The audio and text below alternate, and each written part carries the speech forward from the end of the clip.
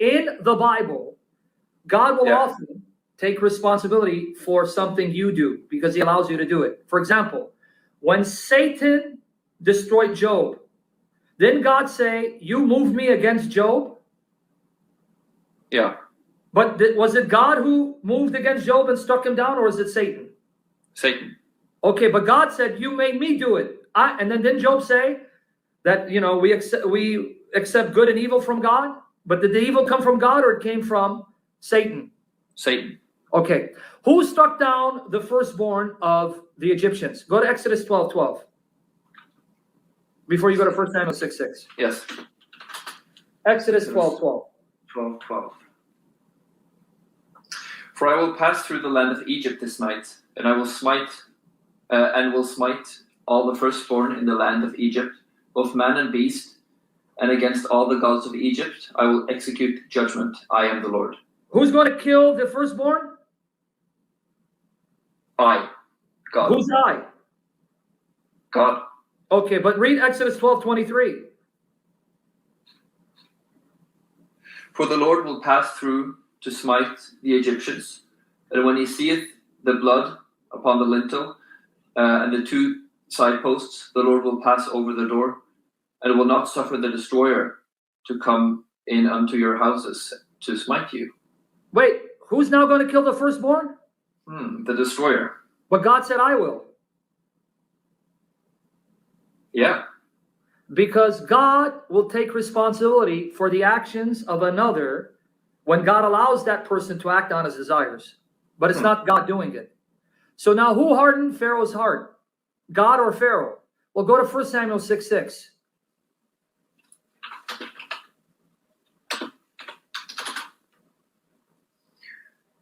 Samuel 6:6.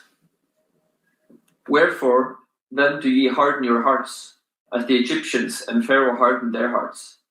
When he had wrought wonderfully among them, did they not let the people go, and they departed? Wait, read that again. That was music to my ears. Yeah, mine too. Wherefore then do ye harden your hearts, as the Egyptians and Pharaoh hardened their hearts? Oh, so Pharaoh and the Egyptians hardened their own hearts? Yeah. But I thought God hardened their hearts. Yeah, this is new to me. And when did they harden their hearts? Notice when they did. Finish it. As the Egyptians and Pharaoh hardened their hearts, when he had wrought wonderfully among them, did they not let the people go and they departed? So as God was doing miracles, they hardened their hearts more. Yeah. So who really hardened whose hearts?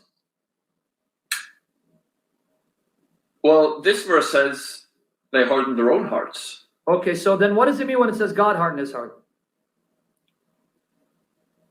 He let them harden their own hearts? Yes. God, instead of drawing them, he now hands them over to the desires of their heart. And that's how God hardens you. When God is fed up with you, he then hands you over to your desires and allows you to be enslaved by your desires. Are you seeing it? Yes, No, this is a lot to take in, but I appreciate that's it the so great much. because you're not seeing it. So I'm going to ask you again. Who destroyed the firstborn? Was it God or the destroyer? The destroyer. But God said, I will. Yes. Who destroyed Job and his family? God or Satan? Satan. But God said, you moved me to destroy Job. So you're still not getting it. In 2 Samuel 24:1, read it for me. 2 Samuel 24, verse 1. 24, verse 1. And again the anger of the Lord was kindled against Israel, and he moved David against them to say... Wait, who moved David? Who caused David to sin against God by numbering Israel? And he moved. Read it. Who is it? Beginning of the Lord. And he Right there, moved. the beginning of the verse, brother. It's right in front of you. The beginning of the verse. Yeah, the Lord.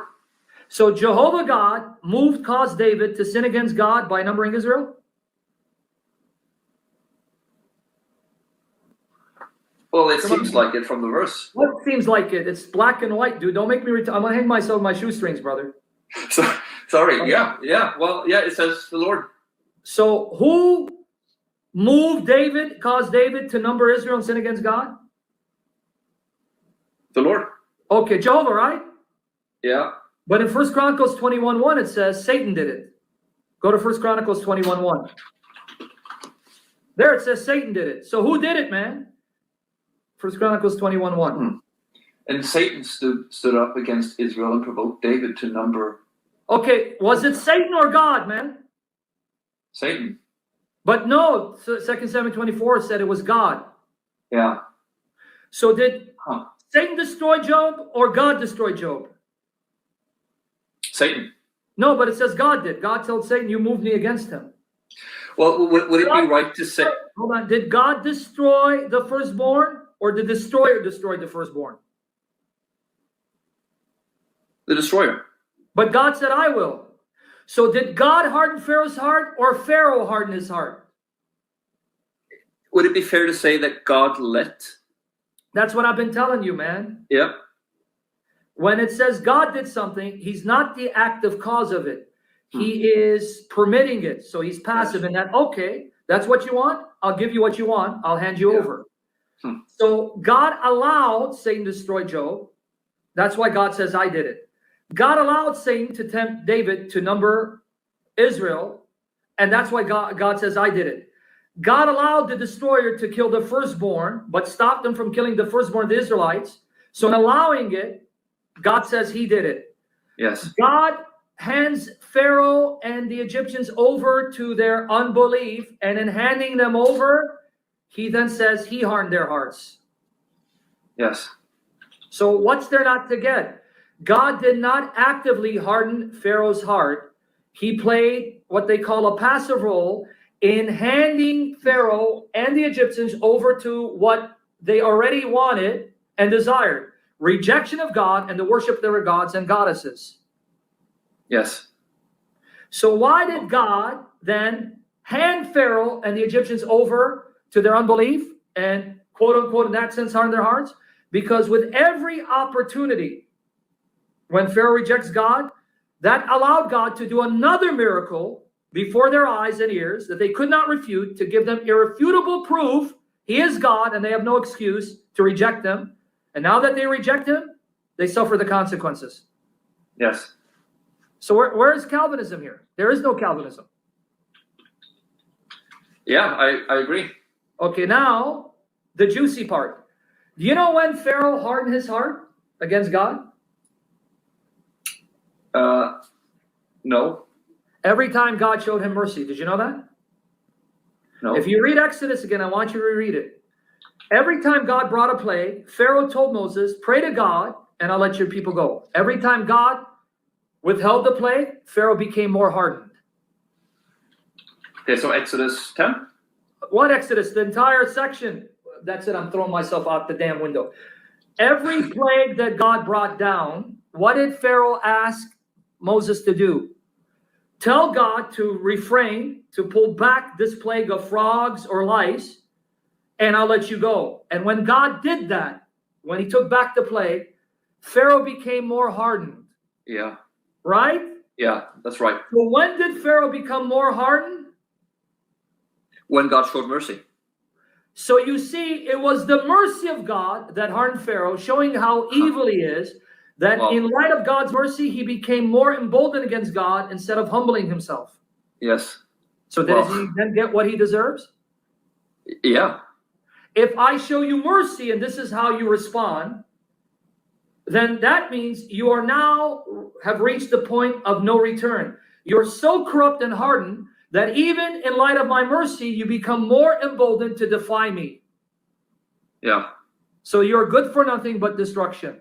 That's why Romans 9 says he is a vessel of destruction, because he made himself such. And how? Because every time God showed him compassion, all right, I'm going to refrain from the plague. All right, I will withhold my judgment. Pharaoh says, well, you know what? Now I'm going to make it even more hell for you, Moses. Miracle after miracle, plague after plague.